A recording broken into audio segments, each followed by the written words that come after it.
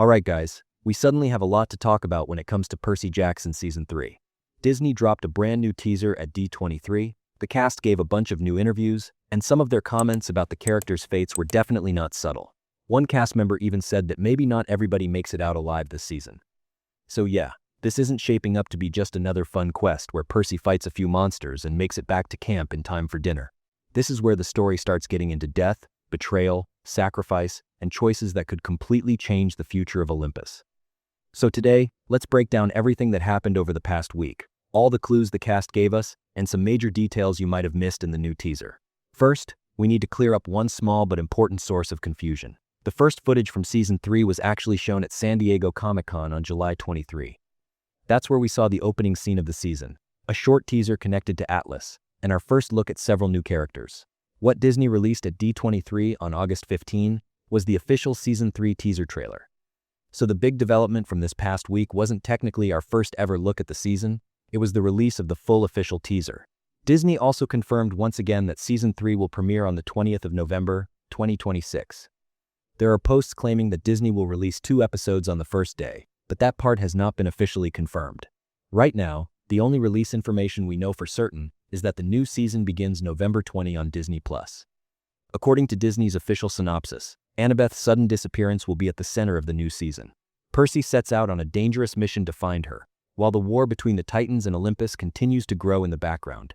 And now we also have the great prophecy hanging over everyone. The prophecy says that a child of Zeus, Poseidon, or Hades will either save Olympus or bring it crashing down, with their own life hanging in the balance. On one side, we have Percy, the son of Poseidon. On the other, Thalia, the newly returned daughter of Zeus. And very soon, we're going to meet Nico and Bianca, the children of Hades. So before the season even begins, the story is already filling the board with several possible candidates for the prophecy, and none of them fully understand what they're walking into. Walker Scobell said during a D23 interview that Season 3 is the darkest season the show has done so far. But honestly, that wasn't even the most interesting thing he revealed. According to Walker, Season 2 was being released while they were still filming Season 3. That meant the cast and crew could see what viewers liked, what they criticized, and what they thought the show needed to improve while production was still underway. Walker said that when they saw something people believed they could do better, they tried to do exactly that in Season 3. Now, this obviously doesn't guarantee that every problem from Season 2 has magically disappeared, but it does tell us that the team wasn't ignoring the audience. Complaints about the pacing, the length of certain episodes, the action, or major moments being rushed may have reached the production while there was still time to make at least some adjustments. Based on the first 3 minutes shown at Comic-Con, the season definitely won't waste any time getting started. The opening takes place in a parking garage, where Thalia is fighting a monster and trying to get information about Luke's location. Percy arrives, bursts a water pipe, uses the water as a distraction, and kills the monster with Riptide. Annabeth then steps in and tries to convince Thalia to join them by calling her the most powerful demigod on Earth. Percy initially seems willing to work with her, but the second he realizes Thalia is still looking for Luke, he backs out. That scene immediately tells us where everyone stands. Percy may believe Luke is beyond saving after everything that happened, but Thalia clearly isn't ready to give up on someone who used to be one of her closest friends. And that brings us to one of the most important conflicts of the season, Percy versus Thalia. They're both children of the Big Three, they're both incredibly powerful, they're both used to taking control, and if we're being honest, they're probably a little too similar to get along easily. Walker previously explained that Percy doesn't handle Thalia's return particularly well, because they naturally try to fill the same role within the group. Tamara Smart also revealed that she researched accounts from people who had gone through near-death experiences to understand Thalia's emotional state. Think about what happened from her perspective. Her life stopped while she was trapped inside that tree, but Annabeth grew up, Luke changed, and the world kept moving without her. Now she's back. Her old relationships aren't the same, and she's still carrying all that anger toward Zeus. The producers have described the Percy, Thalia, and Luke situation as a kind of generational conflict, and that tension could become just as important as the actual quest. Of course, Annabeth's disappearance is still the heart of the teaser. We see Percy and Annabeth dancing together at Westover Hall, but that peaceful moment doesn't last very long. Dr. Thorne is revealed to be a manticore, and Annabeth is taken by the forces working for Kronos. In the book, Annabeth is missing from much of the main quest, which naturally keeps her away from the central group for a large part of the story. The show's producers have confirmed that they're changing that. Instead of pushing Annabeth off-screen for several episodes, Season 3 will follow her through a separate parallel storyline and show what she experiences while being held captive. So while Percy is trying to rescue her, we'll also see what Annabeth learns about Atlas, Luke, and the Titans' plans. Honestly, I think that's a smart change. Removing Leah Sava, Jeffries from half the season would hurt both Annabeth's development and the emotional progression of her relationship with Percy. The Hunters of Artemis will also be one of the biggest additions to Season 3. Walker walking onto the D23 stage surrounded by the Hunters clearly wasn't a random presentation choice. The teaser gives us a much better look at Daphne Keane as Artemis and Sarah Chaudhry as Zoe Nightshade. The cast describing this as the season where women run it also makes perfect sense when you look at the story. Annabeth, Thalia, Artemis, Zoe, Bianca, and Athena all have major roles to play. Zoe, in particular, won't simply be another new character joining the mission. Her history with Atlas, her distrust of male heroes, and the decisions she'll have to make could become some of the most emotional material of the entire season. There's a lot happening around Percy, but this definitely isn't going to be a story where the female characters just stand in the background and wait for him to save the day. We're also finally meeting Nico and Bianca D'Angelo, played by Levi Chrysopoulos and Olive Abercrombie. Grover discovers the siblings at Westover Hall, and at first, Nico will probably seem like an excited, slightly unusual kid who is completely obsessed with a mythology-based card game. But anyone who has read the books knows how important he eventually becomes to the entire story.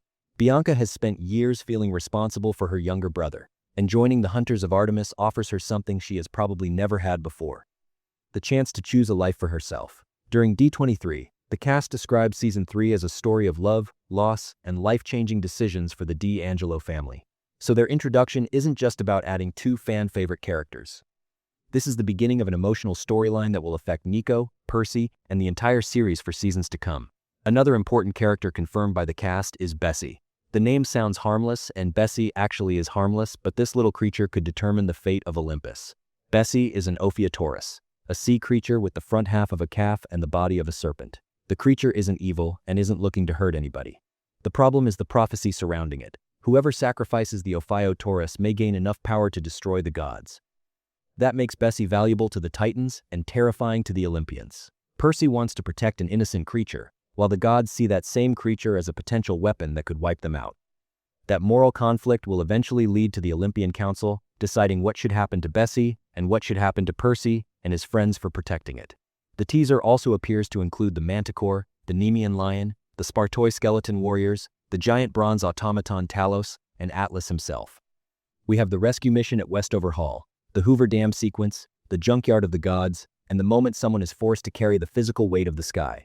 Several cast members and producers independently singled out the junkyard of the gods as one of their favorite parts of the season, which makes me very curious about how big that sequence is going to be. Based on the previously revealed episode titles, the junkyard should appear in Episode 4, Hoover Dam in Episode 5, the Burden of the Sky in Episode 7, and the Olympian Council in the finale. We also get a look at Kate McKinnon as Aphrodite. If the show follows the basic structure of the book, Aphrodite will force Percy to confront what he actually feels for Annabeth, even if Percy is still doing everything he can to pretend they're only friends.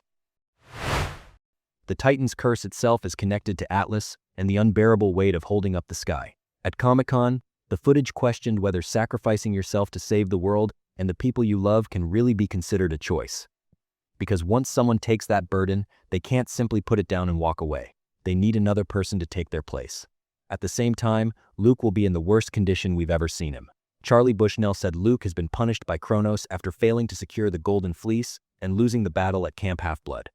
He'll look exhausted, disheveled, and as if he hasn't showered in months. So Luke isn't becoming a powerful prince at Kronos' side.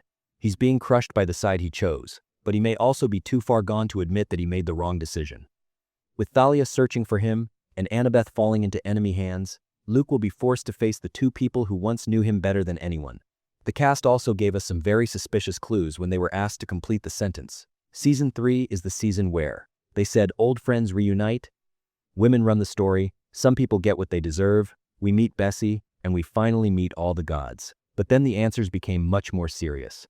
They called it the season where they say goodbye, and maybe not everybody makes it out alive.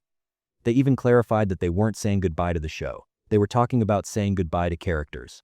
Another answer said this is the season where the stars align, which feels like a very obvious hint about Zoe Nightshade's fate if you've read the book.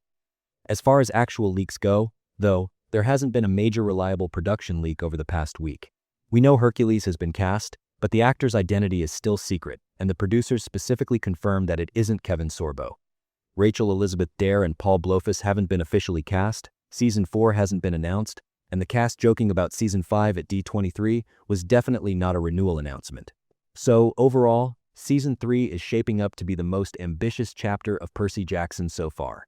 We have Percy and Thalia fighting for control, Annabeth being captured, the arrival of Artemis and the Hunters, Nico and Bianca entering the story, Luke falling even deeper under Kronos' control, Bessie becoming a threat to Olympus, and Atlas forcing our heroes to understand the real cost of sacrifice. The biggest question is whether the show can fit all of this into 8 episodes without rushing the moments that need time to breathe. What did you think of the new teaser?